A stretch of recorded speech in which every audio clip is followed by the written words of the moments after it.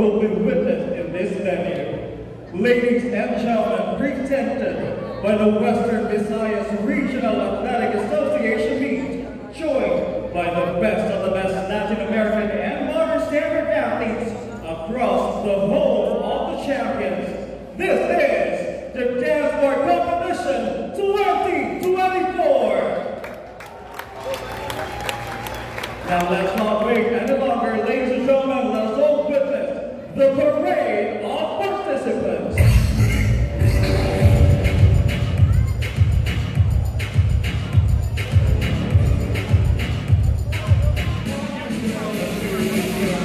Let us resoundingly applaud the province of Atlanta.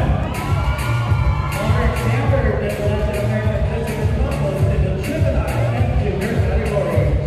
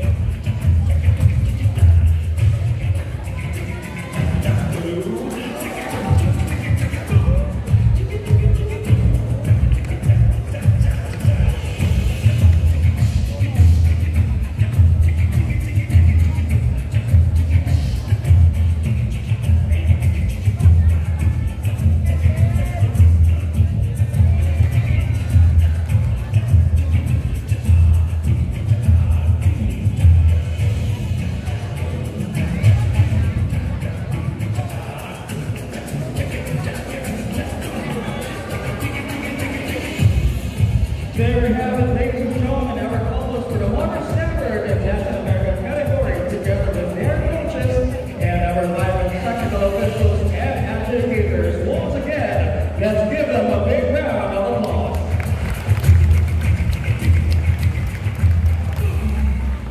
Before we start this event, may I request everybody to please rise for the singing of the Philippine National Anthem, and please remain standing for the prayer, and it will be taken with the singing of DepEd Regional Hymn.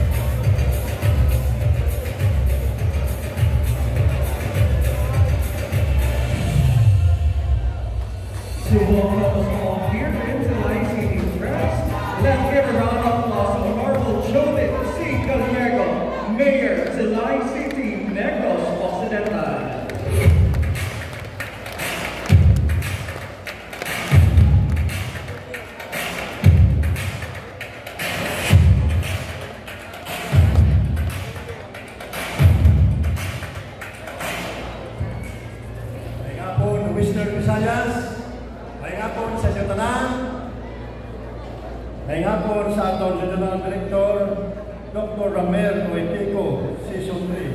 Napakata pa niyo, Ramel. Tournament Director Rosbel Baldos, Tamon.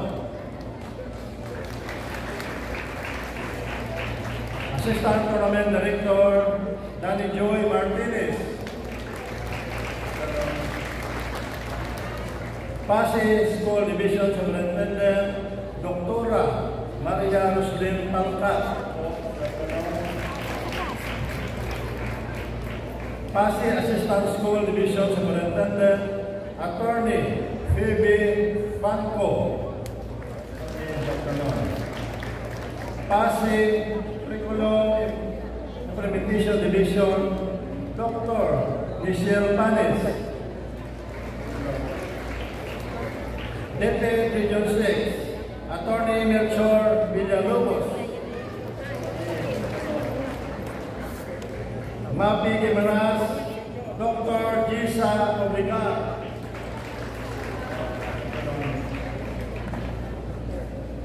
Silay City Assistant School Division Superintendent Dr. Salvacion Sinayo.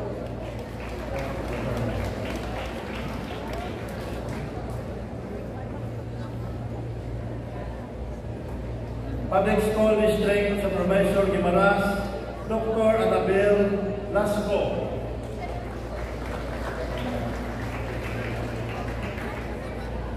Safe School Governance and Operations Division Gimaras Dr. Emilien Remo. Assistant School Division Superintendent Adonis Mosquera.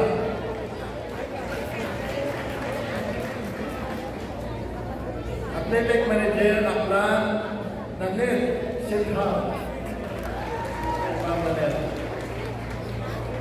Palarong Pambansa Secretariat Efraim Daliwan.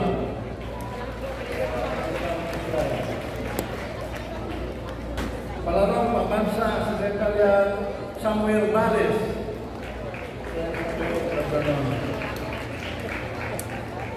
Safe Education Program Supervisor Region 6 Dr. Yorinico Marido. Division Sports Coordinator Silay Roy Balinas. Educators, Judges Sydney N. Silayon.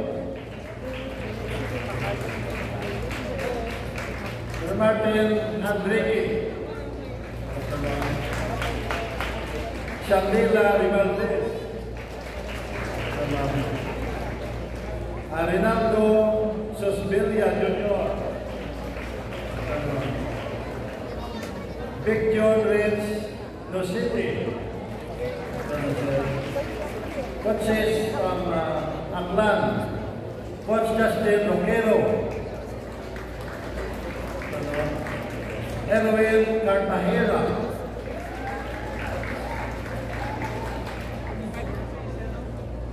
Coach from Antique, Mark Mr. Alwood.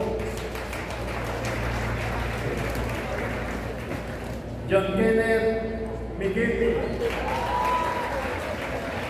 From Gimaras, Antoinette Espiso.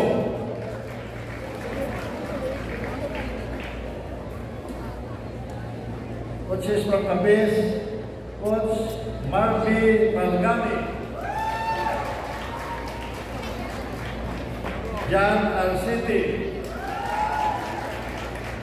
from Iloilo, Bernali Galinja, Liberty Puras, from Negros Occidental, Maria Lisel Kistupa.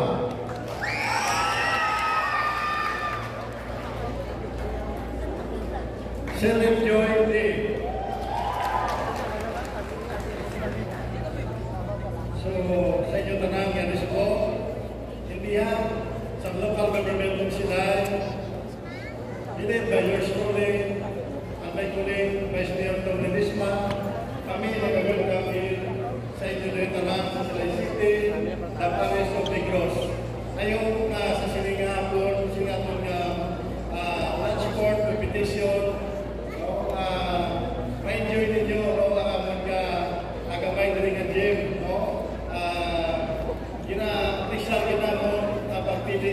lugar. Ate, salamat kayo sa pagpili ninyo sa sining abong nga lugar. Sila ka transport, competition area. Isa ini no katungog sa sila doon na apil kami sa sining competition diri sa abong area. Ang sila ginatawag nga Paris of Negros. Pagod sa diri sa sila kanamo sa among mga ancestral houses diri. Mga old houses na almost mga 32 old houses na diri. So gina-invite ko kamo kung may time pa kamo makalibot-libot diri sa sila.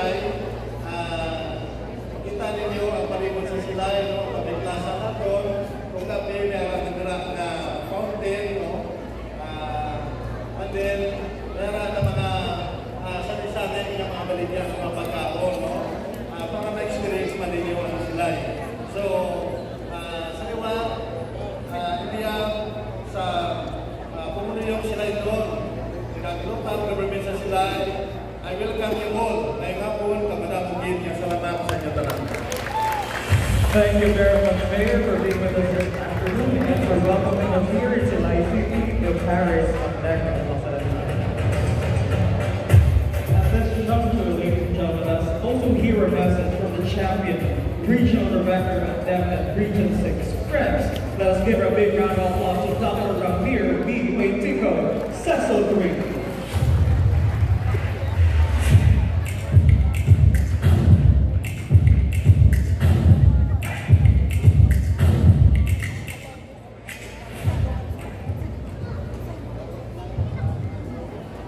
While others are suffering from the scorching heat of the sun, we are here in this air-conditioned venue. So I would like to sincerely thank Honorable Mayor Gallego for opening his doors in Silay City to accommodate the dance sport competition, the conduct the dance sport competition. So palakpakan ulit natin si Mayor. I'm always present in all dance sport competitions. Even last year, I was in Aklan, in the Palarong Pambansa. I was there the whole day. Even it was like 2 days, Rose, right? 2 days.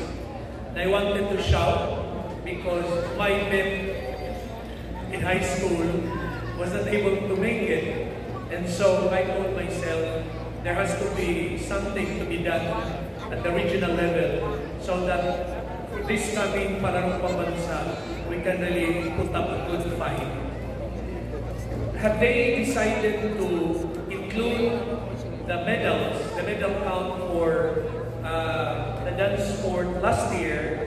We could have been declared champion in the elementary level sa Palarong Pambansa last year. Kasi ang lamang lang ng NCR was only 1 gold. So kung, diba, how many goals did we have sa elementary? 12. So that means, nalampasan sana natin yung NCR. Because on record, for 9 years, Region 6 was 3rd in the Palarong Pambansa. And it was last year, we made it to the 2nd place. And for the first 3 days, kinabahan ng NCR. Akala nila masungkit na talaga sa Region 6. So, patuloy natin yung sign ito because being a champion is already part in all our endeavors. So, I sincerely thank the coaches of these young learners who have been burning midnight candles. Palakpakan natin ang mga coaches.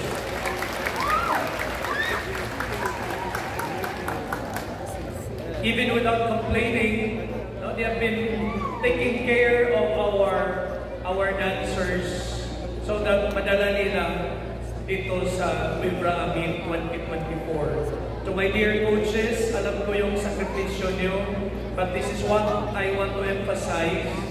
An opportunity is always in the guise of work. Maraming mga opportunities na nakatago because nagsasakripisyo kayo para sa mga kabataang ito. Palakpakan natin ulit ang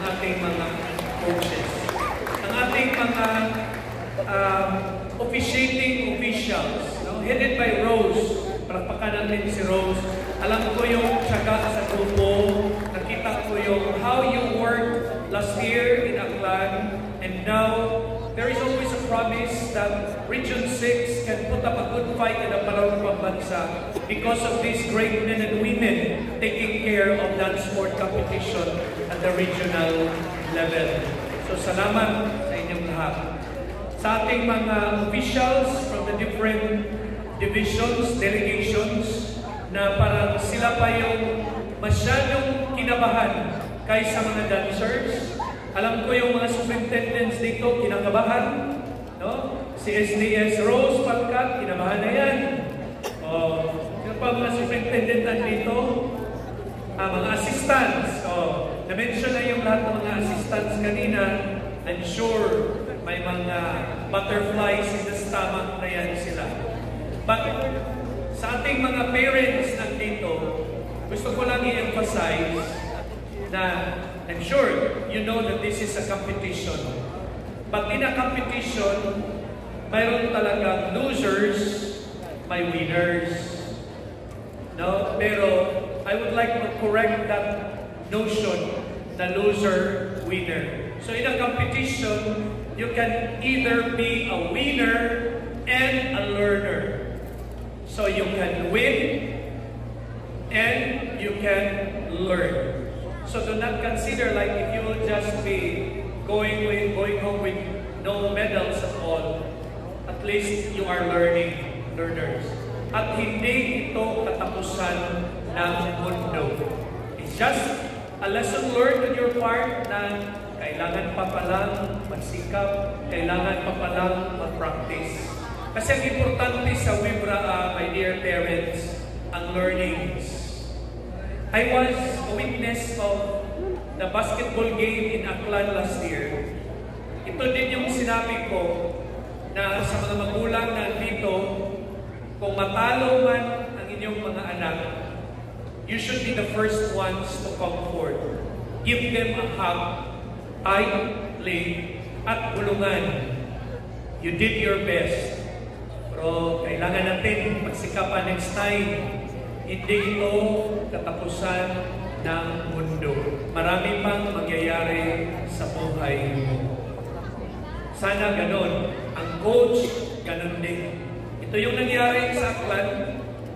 Yung natalo na yung isang team, humahagulhulog talaga ng hindi yung mga players, mga high school, mga magulang din, nag-iiyakan. Nilapitan sila ng sekretary ko na, ma'am, pa-picture si RD sa inyo. Hindi talaga lumapit. Pag ano lang yung mga parents ay, parang galit talaga. Sabi ko, mali. Mali talaga. Because sa buhay, hindi palaging panalo. May matatalo talaga. There will be times in our lives na talo tayo.